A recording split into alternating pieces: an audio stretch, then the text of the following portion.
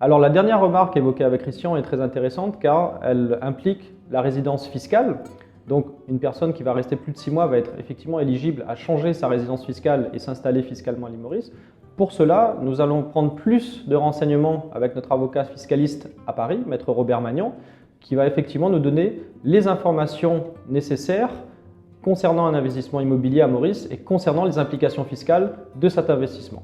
Donc nous pouvons aller voir maître Magnan à Paris.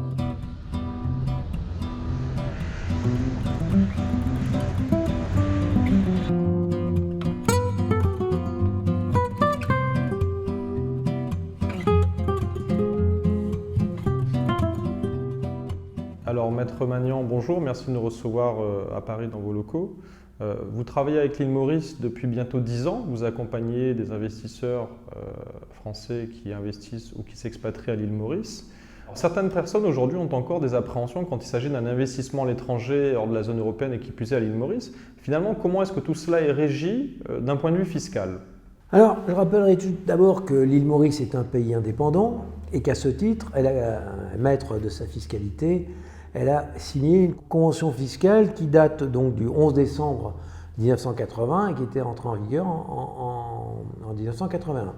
La convention prévoit très spécifiquement comment s'organise la répartition de cette masse imposable, aussi bien en ce qui concerne les revenus proprement dits, les plus-values et aussi comment est taxée la fortune. Nous prenons ici donc le cas d'un investisseur français qui reste résident en France mais qui souhaite investir à l'île Maurice dans de l'immobilier.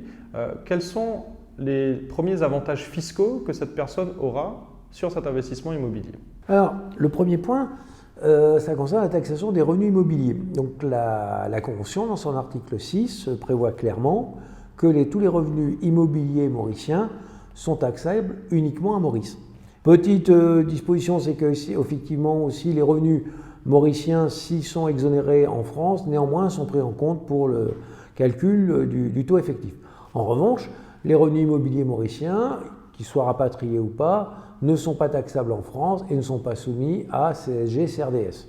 Dans la convention fiscale franco-mauricienne, les plus-values immobilières réalisées sur des biens immobiliers mauriciens sont taxables uniquement à Maurice. Ce qui voudra dire que la revente d'un bien sera soumise à la fiscalité mauricienne relativement faible. En revanche, la France n'aura pas le droit de taxer les plus-values. Et de la même façon, comme pour les revenus, ces revenus pourront être rapatriés en France librement et sans taxation supplémentaire, CSG, CRDS, prélèvements sociaux en sus. Donc ça, c'est l'article 13 de la Convention qui est très clair. Très bien, donc certes très avantageux. Qu'en est-il au niveau de l'impôt sur la fortune? Alors la Convention, dans son article 23, prévoit que chaque pays est libre de taxer les biens situés dans son pays de manière exclusive. Ce qui veut dire qu'à l'inverse, la France n'a pas le droit de taxer les biens immobiliers situés à Maurice, et si Maurice avait un impôt sur la fortune, ce qui n'est pas le cas, ces biens seraient uniquement assujettis à l'impôt mauricien. Le Français qui investit à Maurice sera bien entendu exonéré sur les biens qu'il acquiert à Maurice. Il est clair que la Convention franco-mauricienne, notamment en se basant sur cette jurisprudence de la Cour de cassation de 1992, le bien acquis à Maurice échappe à l'IFI. L'administration, dans ses commentaires, l'a précisé, que les règles, dès lors que l'IFI était bien un impôt sur la fortune, comme son nom l'indique d'ailleurs, étaient bien couverts par la Convention franco-mauricienne. Alors en France, il existe plusieurs schémas qui sont conseillés lors d'un investissement immobilier. À l'île Maurice, comment va se faire la structuration? Est-ce qu'il faut finalement passer par une société civile? Est-ce que c'est mieux d'acheter en propre? Est-ce que vous avez des conseils particuliers à apporter là-dessus? Les investisseurs peuvent constituer un véhicule selon la configuration de leur propre famille et de leur disposition familiale.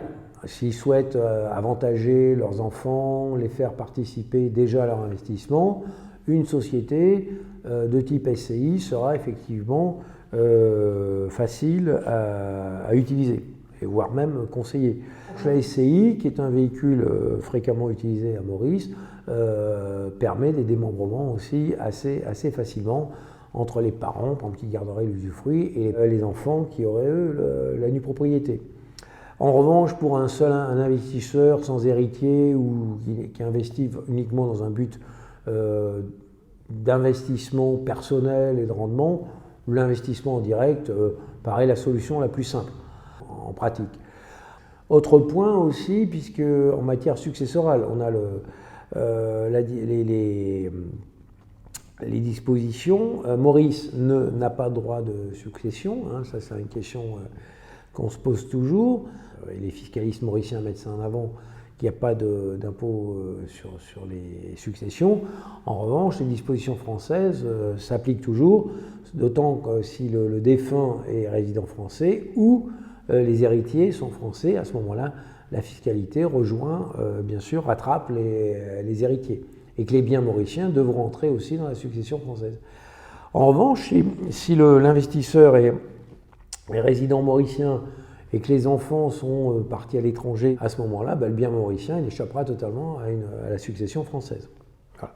Donc ça, c'était des dispositions classiques que les fiscalistes connaissent bien, auxquelles il faut faire attention avant de prendre toute décision concernant des dispositions testamentaires ou de structuration patrimoniale. Mais la réponse est qu'effectivement, il y a aussi des solutions possibles à mettre en œuvre.